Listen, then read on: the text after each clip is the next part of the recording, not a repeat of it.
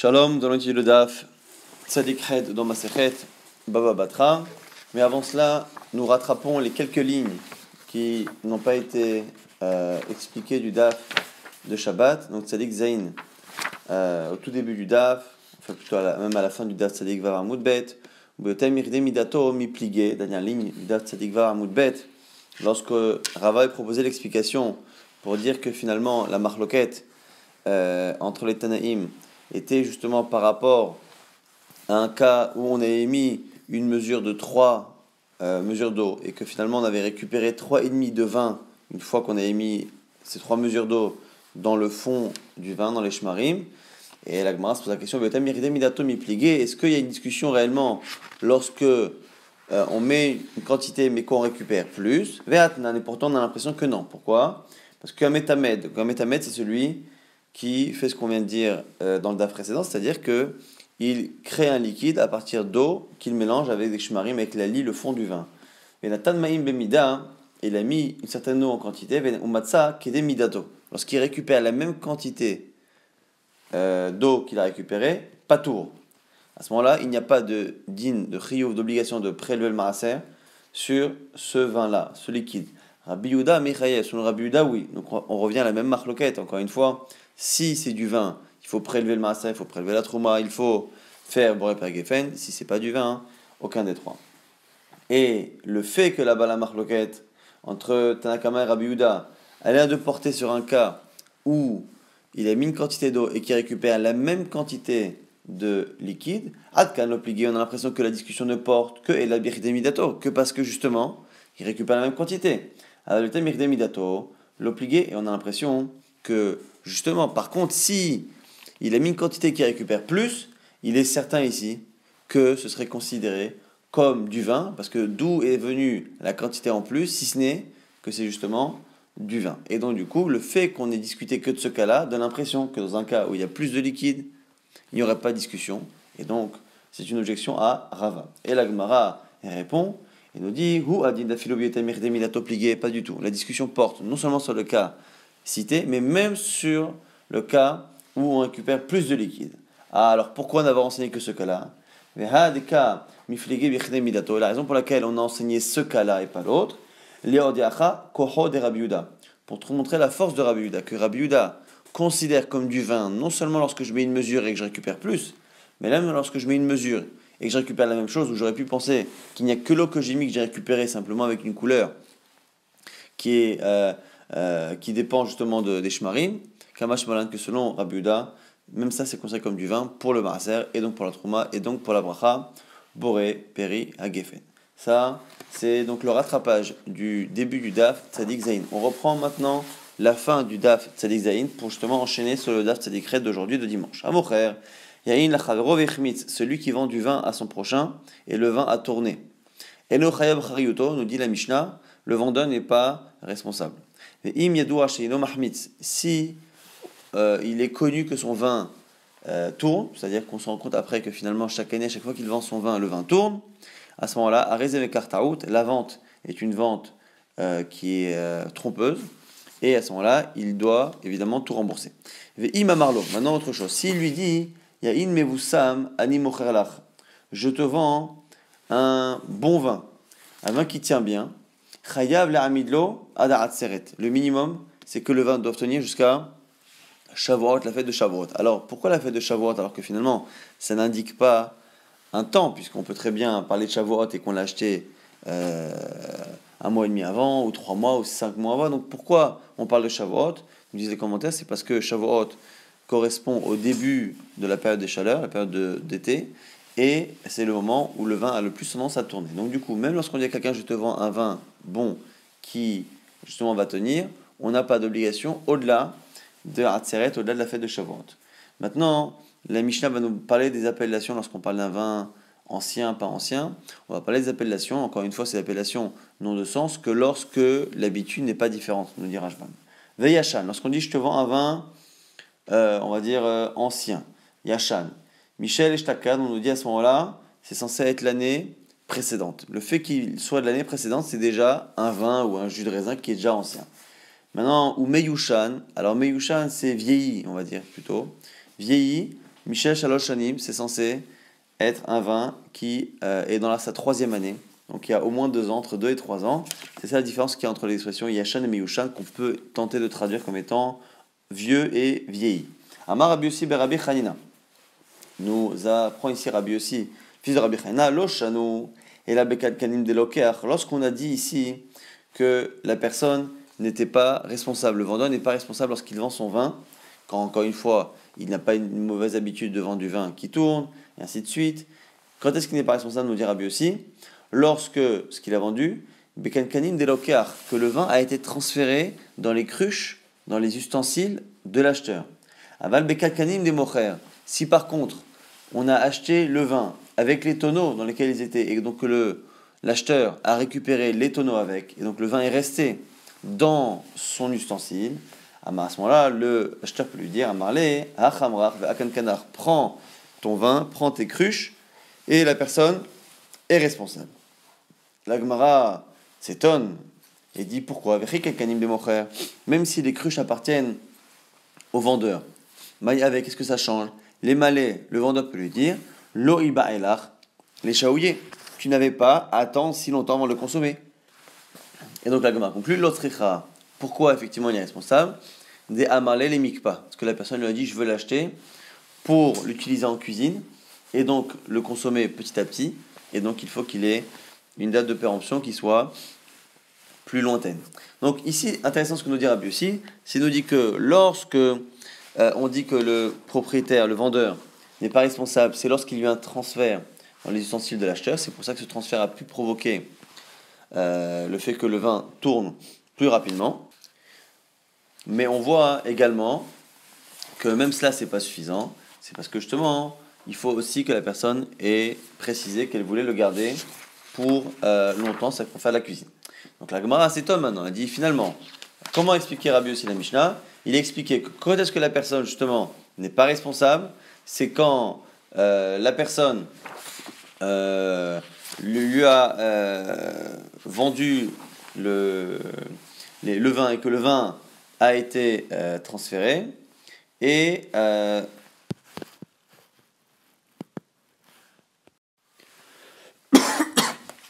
pardonnez-moi. Et donc la Gemara ici nous explique finalement que on parle d'un cas donc où la personne a précisé qu'elle voulait acheter du vin pour la cuisine et que dans un cas où le vin a été transféré, c'est pour ça que le vendeur n'est pas responsable. Question de la Gemara ici.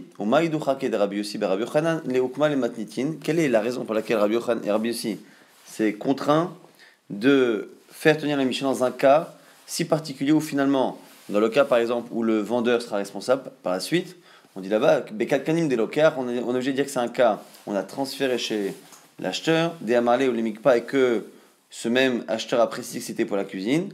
Lukma, on n'avait qu'à simplement trouver un autre cas et nous dire que c'est Bekalkanim des Mocher.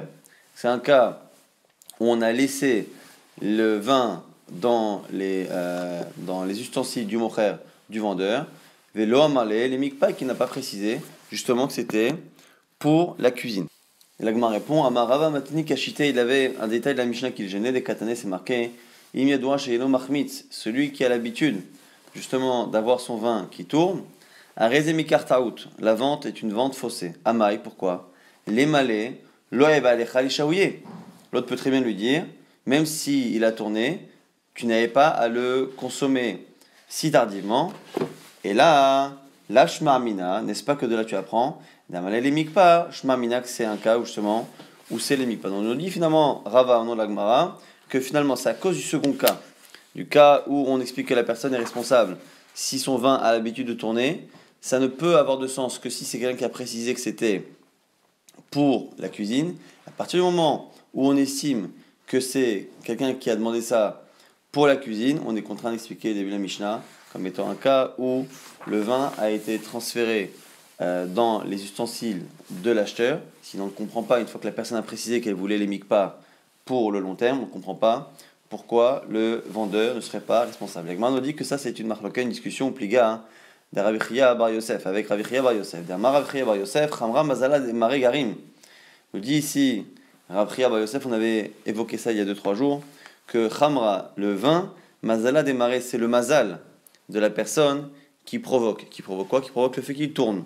Et on a dit selon Rashbam, le mazal ici c'est les fautes. Shnema, un verset dans Habakkuk ici qui est interprété par Rabbi Chia. Ve'af kayayin boged geve yair. Alors au sens premier, ve'af kayayin boged, le vin trahit, geve renforce yair et donne une sorte de comment dire, d'orgueil. Ici, c'est une allusion à l'effet que le vin provoque chez l'homme. Donc le vin a tendance à provoquer la trahison, le sentiment de force et d'orgueil chez l'homme. Mais ici, on va le lire d'une autre manière, comme si le vin lui-même trahissait son propriétaire. Et qui il trahit comme propriétaire? Gever Yair, celui qui justement se croit au-dessus des autres, celui qui est orgueilleux. À ce moment-là, son yaïn, son vin va le trahir. C'est une allusion à ce que nous dit ici Rav Chia Bar Yosef. Ramari nous dit Ayman de Yahir, Afilou Ainche Betel au Mikabel au passage, on dit celui qui est orgueilleux, même les gens de sa maison ne l'acceptent pas. Chez Némar, comme c'est marqué, Geva Yahir lo inve, dans le même verset c'est marqué là-bas, Geva Yahir, cet homme orgueilleux, Velo inve. Et là-bas, Velo inve, c'est un langage qui connote Neve, c'est un palais, un endroit qui nous appartient. Maï Velo inve, c'est quoi Velo inve? Il ne pourra pas être dans son palais. Binve Shelo, il ne pourra pas être dans son palais. Normalement, un homme, quelle que soit sa condition sociale, est au moins roi, on va dire, dans sa maison. Et ce qu'on nous dit ici, Velo inve, il n'aura même plus son palais, il ne pourra pas résider dans son palais, parce que celui qui se met au-dessus des autres n'est même pas accepté de ceux qui, normalement, sont sous sa responsabilité. C'est aussi Mida Keneged Mida. Il a voulu se mettre au-dessus des autres, même celui qui devrait être en dessous de lui ne l'est pas. Amar Rav Yuda, Amar Rav, nom de Rav, Kol Amigay, Betalit, Shetamit Chacham. Tout celui qui se vante et qui est orgueilleux au point de porter le talit, qui à l'époque n'était utilisé que par les Talmidei Chachamim pendant la Tfila, Ve'enot Tamid Chacham, mais qui n'est pas Tamid Chacham, En Machnisimoto Bemichesato Shel Kadosh Baruch Hu, on ne le fait pas rentrer à côté d'Akadosh Baruch Hu dans le monde futur, qui va Acha, comme c'est marqué, Velo Inve, il ne sera pas dans le palais. Tout à l'heure, on a interprété comme étant le palais de sa maison. Urtivata, mais ici, c'est une allusion au palais d'Akadosh Baruch Hu. El Neve Kochecha, comme c'est marqué dans Sefer Shemot. El Neve Kochecha, le palais de ta sainteté, c'est l'allusion à la proximité avec Akadosh Baruch Hu. Amarava, Haïman des Avinle, Chavita de Chamra Alechenva, à celui qui vend du vin à un épicier, à data les sabouiller, pour que l'épicier le vende petit à petit et lui rende l'argent. Alors ici, le vin n'appartient pas directement à l'épicier, il entrepose chez lui le tonneau de vin et il lui dit, tu le vends et à la fin, tu me donneras l'argent. Et à un moment donné, à palga à la moitié du tonneau ou à tilta au tiers du tonneau, le vin a tourné. Que fait-on du reste? Est-ce que c'est le vendeur ou l'acheteur qui doit supporter cette perte-là? Dina ou des mekabel, laminé, c'est le vendeur, donc celui qui a entreposé son vin chez l'épicier, qui doit récupérer son vin. Mais ce n'est que lorsque, et là, deloshane bebarza, que lorsque l'épicier n'a pas changé l'endroit du robinet que l'on place sur le tonneau. Aval, shane bebarza, aussi l'a changé, ça a pu provoquer le fait que le vin tourne, et à ce moment-là, il est responsable, et il devra acheter le vin restant qui a tourné. Et là aussi, on ne parle que du cas où le jour du marché n'est pas venu. Aval matayoma de shukalo. Mais si le moment du marché où tout le monde vient, et normalement c'était prévu que ce soit tout vendu à ce moment-là, on peut estimer ici que la personne qui a laissé le vin estimait que ce vin se devait simplement de ne pas tourner avant le jour du marché, mais qu'après le jour du marché, c'était pas nécessaire, parce que normalement il aurait dû être vendu. Ici, c'est le vendeur, l'épicier, qui est entre guillemets en tort de ne pas avoir écoulé sa marchandise. Celui qui achète un vin, Adata des Mamtele, les Farveta des Voul Shefat, pour pouvoir le vendre dans la ville de Voul Shefat, où là-bas on vendait le vin plus cher.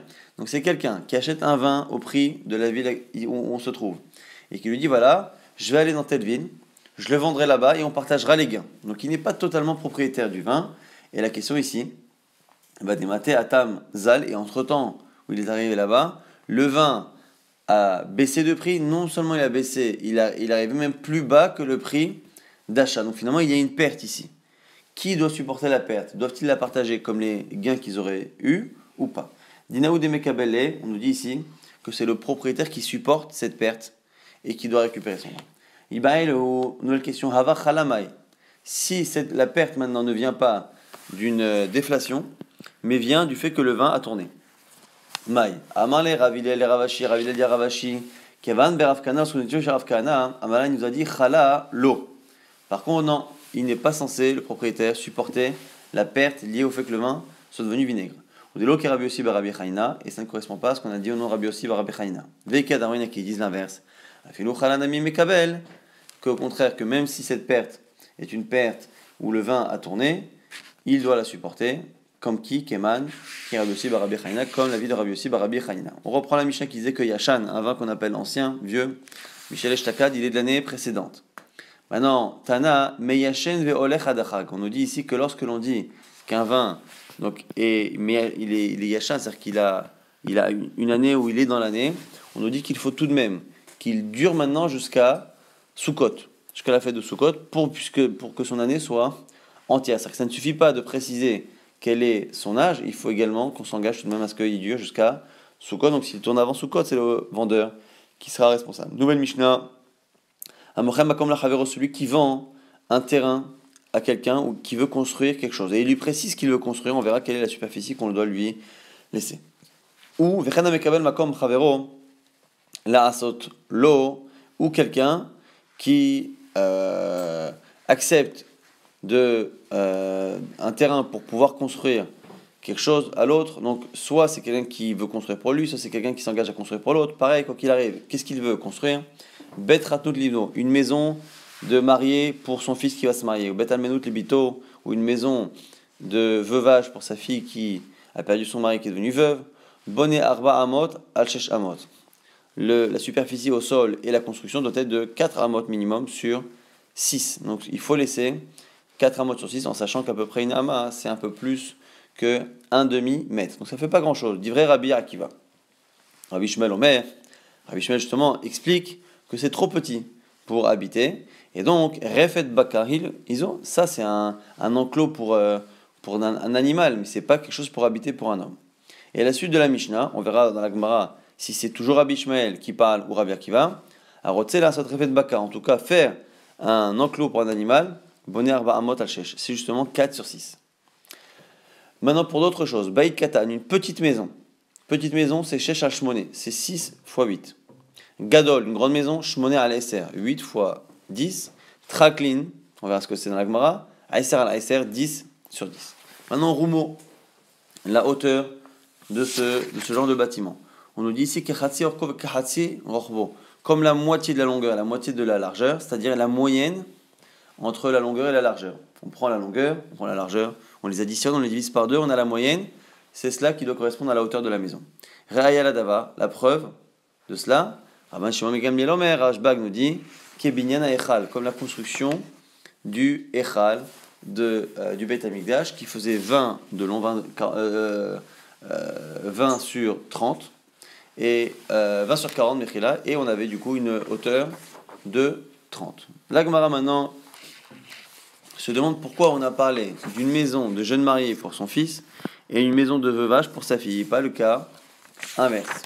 On nous dit, la malé limitna, pourquoi avoir enseigné Bet Ratun Livno, une maison de mariage pour son fils, Bet Almenut, une maison de veuvage pour sa fille? Litne, on aurait pu dire Bet Ratun Livno Ulbito, Bet Almenut Livno Ulbito, une maison de mariage pour son fils ou sa fille, une maison de veuvage pour son fils ou sa fille.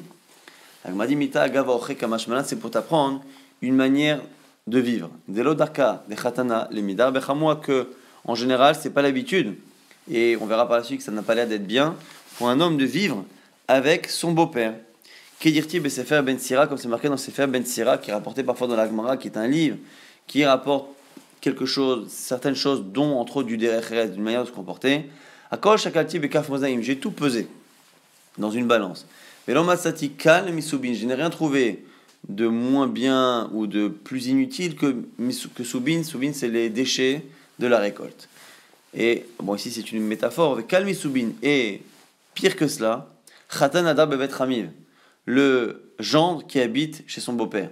Et Kalme Khatan, et pire que lui, j'ai trouvé Oreach Machnis Oreach, un invité qui invite un autre invité, alors que lui-même n'est pas chez lui.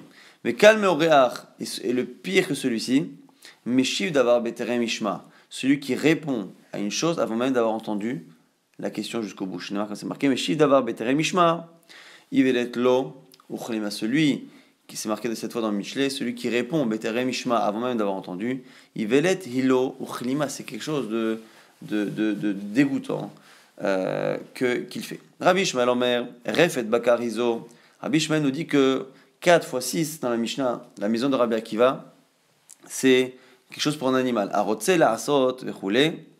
Maintenant, la Gemara se pose une question. Refet Bakar man katanela. Qui, après que Rabbi Ishmael ait trouvé que c'était une taille trop petite, qui nous dit après que Refet Bakar c'est 4 fois 6? Est-ce que c'est toujours Rabbi Akiva? Est-ce que c'est Rabbi Ishmael ou est-ce que c'est Rabbi Akiva qui reprend la parole? Ikad Amar, il y en a qui disent c'est Rabbi Ishmael Katanela. Ikad Amar, Rabbi Akiva Katanela. L'Agma explique. Ikad Amar, il y en a qui disent Rabbi Akiva Katanela, que c'est Rabbi Akiva qui reprend la parole. Mais Achikama en disant Afal Piché Refet Bakar Izo. Permim Shadam Ose Dirato qui Refet Bakar. En disant que même si effectivement Refet Bakar c'est 4 fois 6, les hommes parfois construisent des maisons qui font 4 fois 6. Les Kadama, il y en a qui disent que c'est Rabbi Ishmael Katana qui continue son objection en disant c'est comme ça qu'il dit. D'où je sais que ça ne peut pas être une maison, 4 fois 6, chez Rotsela Satrefet Bakar, Kalalacha, et que celui qui veut faire un enclos pour un animal, on sait Arba Amot, Al-Shesh, il fait 4 fois 6, et donc on ne peut pas faire habiter un homme dans une superficie qui est réservée à l'animal. Traklin, on avait dit 10 fois 10, le plus grand des bâtiments. Ser à la Ser. Maï Traklin, quel est Traklin? La Gemara nous dit Kupta. Bévardé, c'est une sorte de tente dans lequel on mettait des roses.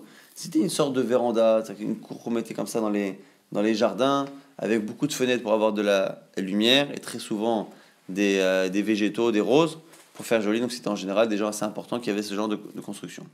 Tane, Vekanter. Maintenant, on rajoute dans une braïta un bâtiment qui n'était pas marqué dans la Mishnah, Kanter. Shtemersre, c'est 12 amot sur 12 amot, encore plus grand que Vardel. L'Agma dit Maï Kanter. C'est quoi Kanter? L'Agma dit Tarbetz, Apande, c'est les cours, les grandes cours qu'il y a à côté de palais. Donc c'est des gens vraiment ici très riches qui ont des sortes de cours. On appelle ça Tarbetz parce on mettait en général du carrelage et on le frappait et on le lavait tous les jours. C'est pour ça qu'on appelle ça Tarbetz. Rumo Kechatsiorko Vechatsiorbo, on a dit dans la Mishnah que la hauteur était la moyenne de la largeur et de la longueur. Rayala d'abord, on avait dit la preuve. Rashba Gomer, Kimyan Echal. Du Echal du Beth Amikdash. Maintenant, la Gemara se pose la question sur les premiers mots. Avant que Rashbak s'exprime, la Mishnah dit Re'ayal Adavar, la preuve. Alors, la Gemara dit Man Katanela, qui a dit ces mots-là? Ikadamarina qui disent que c'est Rashbak, Rabban Shimon ben Gamliel qui dit ça, qui dit Vachikama. La Gemara, la Mishnah poserait une question Re'ayal Adavar Minaïn, d'où sait-on qu'il y a une preuve? Amar, Rabban Shimon ben Gamliel, Rashbak vient dire Hakol qui est bien Echal. On l'apprend justement du Echal. Et il y en a qui disent que non. Que Tanakama Katanela, que c'est Tanakama qui parle. Et qui dit, Rabban Shimon ben Gamliel vient s'étonner en disant que Tanakama, lorsqu'il dit Re'ayal Adavar, une preuve, ça sous-entend que la preuve c'est justement le Echal. Et lorsque Rashbak dans la Mishnah cite le Echal, c'est non pas pour confirmer, mais pour au contraire s'étonner. Atmoué Kamatema. Rashbak s'étonne. Il répond à Tanakama. Re'aya minaïn, quoi, tu veux apporter une preuve de là-bas, mais bien Echal, du Echal.